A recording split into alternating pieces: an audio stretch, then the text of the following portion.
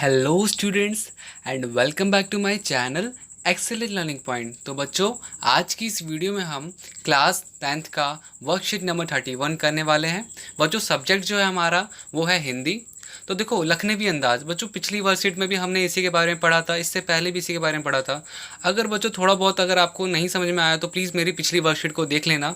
और आज भी वही टॉपिक है, तो प्लीज़ आप एक छोटा सा पैरा दे रखा है, आप इसे पढ़ लेना बच्चों।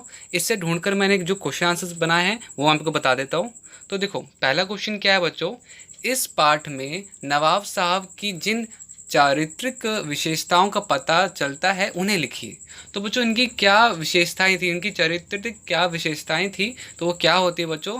और दूसरा क्वेश्चन क्या होता है बच्चे, दूसरा है, आपने भी कभी न कभी किसी के बनावटी जीवन शैली व झूठे प्रदर्शन के भाव को महसूस किया होगा। किसी ऐसी घटना का जिक्र करते हुए अपने विचार लिखिए। प्रश्न 2 बच्चों ये है। प्रश्न 3 में बच्चों देखो, कुछ शब्द दे रखे हैं, वाक्य दे रखे हैं आपको। उसमें से पहले तो आपको क्रियापद छांटना है और फिर उसके भेद भी लिखने हैं। तो चलो बच्चों, बिना टाइम वेस्ट की क्वेश्चन आंसर स्टार्ट करते हैं।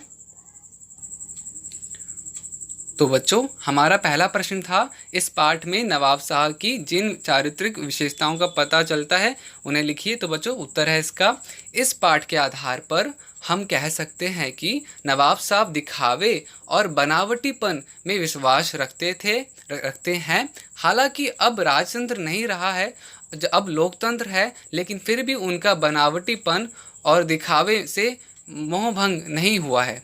तो बच्चों, ये था आपका प्रश्न 1 का उत्तर। बच्चों बच्चों प्रश्न दो क्या है, आपने भी कभी ना कभी किसी के बनावटी जीवन शैली व झूठी प्रदर्शन के भाव को महसूस किया होगा। किसी ऐसी घटना का जिक्र करते हुए अपने विचार लिखिए। तो बच्चों, यहाँ पे आपको भी आपने कभी फील किया होगा ऐसा, तो आपको वो लिखना है, अपने विचार लिखने हैं। तो यहाँ पर बच्चों मैं स्टार्ट करता हूँ आंसर। तो लिखा है, एक बार मेरी सहेली सीता नई घड़ी पहनकर आई। हम सब ने पूछने पर सीता ने बताया कि उनके पापा ने जन्मदिन के उपहार स्वरूप वह घड़ी दी है।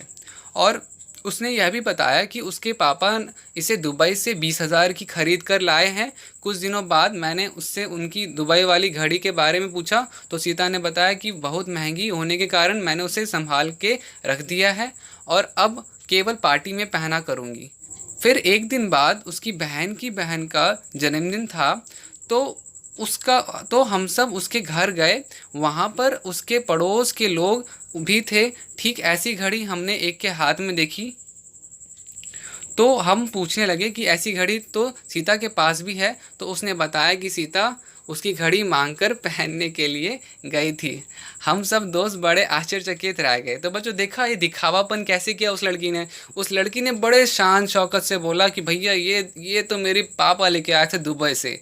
और जबकि ऐसा नहीं था। जब वो बर्थडे पे गए, उसकी सिस्टर के बर्थडे पे गए, तो उन्होंने देखा क्या कि भैया ये तो किसी और के हाथ में है। और जब उन्होंने पूछा तो पता चला भाई कहानी कुछ और ही थी। तो आई होप बच्चों आपको प्रश्न 2 भी समझ में आ गया होगा।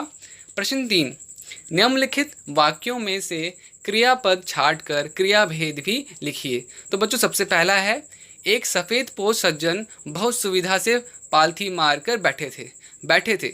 आक्रमक क्रिया।